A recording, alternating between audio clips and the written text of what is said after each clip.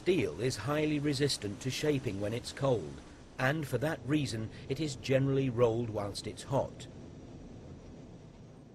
To make sure the steel is at the correct temperature for rolling, it is fed into a furnace. Here it travels through several temperature control zones until it's at the correct temperature and ready for rolling.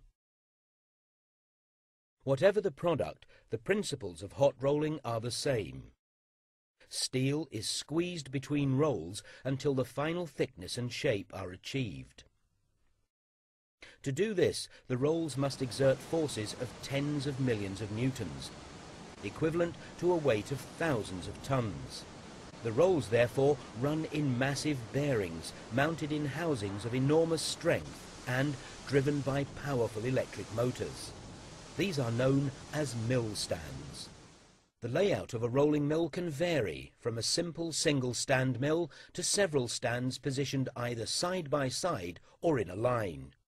The mill rolls themselves can either be plain for flat products such as strip, used for products such as cladding, or profiled for sections, beams and columns for use in construction.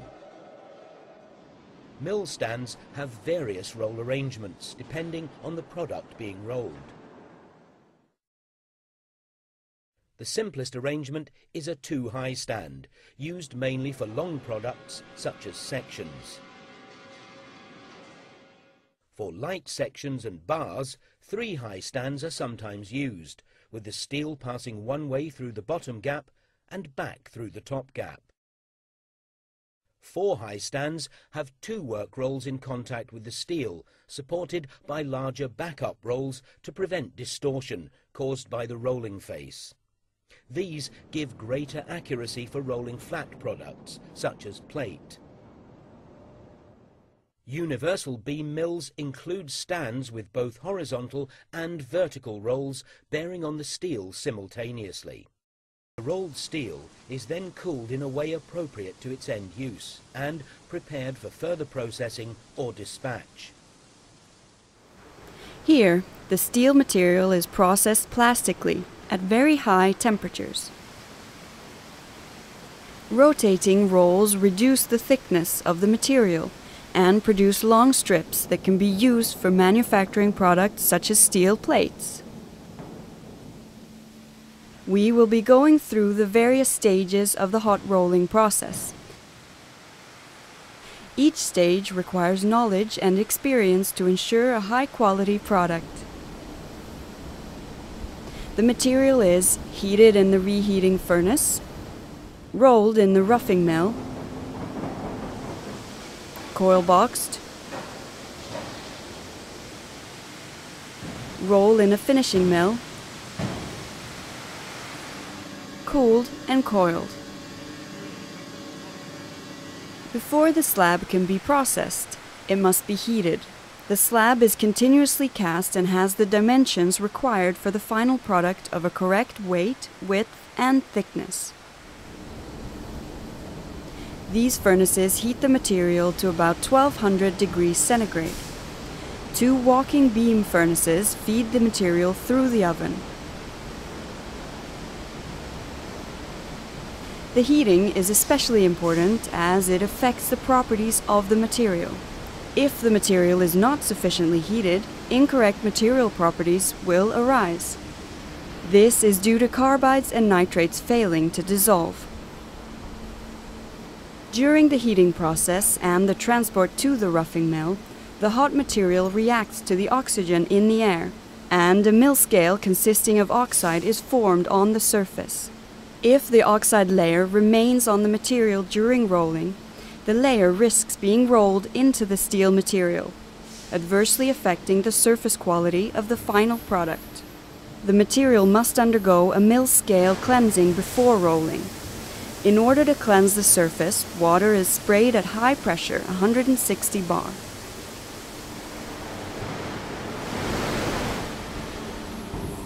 After the material has undergone a surface cleansing, it's sent to the roughing mill. Here, the material is rolled from its original thickness of 22 centimeters down to about 3 centimeters. This is a very significant reduction. At this roughing mill, a powerful 4-high rolling mill is used. That is, 2 backup rolls and 2 smaller working rolls. The backup rolls are often cast steel rolls. The working rolls must have very smooth surfaces and tolerate high temperatures and wear, as they are in direct contact with the material.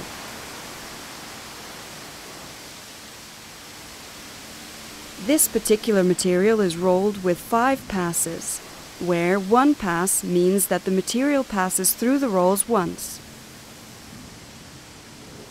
The material is surface cleansed several times during the roughing mill process to remove any new traces of mill scale. In order to control the width of the material, vertical rolls are used. The material is now called transfer bars. After the roughing mill, the transfer bar is rolled up in a coil box. The coil box's primary purpose is to save space, but when inside the coil box, a temperature equalization also occurs. The temperature difference between the ends of the material is minimized as the transfer bar is coiled together. When the transfer bar is removed from the coil box, it has a temperature of about 1050 degrees centigrade. The ends of the transfer bar are cut off and the bar undergoes further mill scale removal. After this, it's time for the next stage, the finishing mill. This mill consists of 6 stands in the shape of 4 high rolling mills. Here, the transfer bars, now called strips, are rolled into a thickness of between 16 and 1.8 millimeters. Between the rolls we see an uplooper, which measures and controls, amongst other things, the line speed and the strip tension. The swinging motion that can be observed is when the uplooper is adjusting itself. In order to control the profile and the flatness of the strips, the working rolls are horizontally adjustable. The first stands control the profile, and in the later stands the flatness is controlled. It's very important to have a correct strip profile and flatness before any post-processing starts.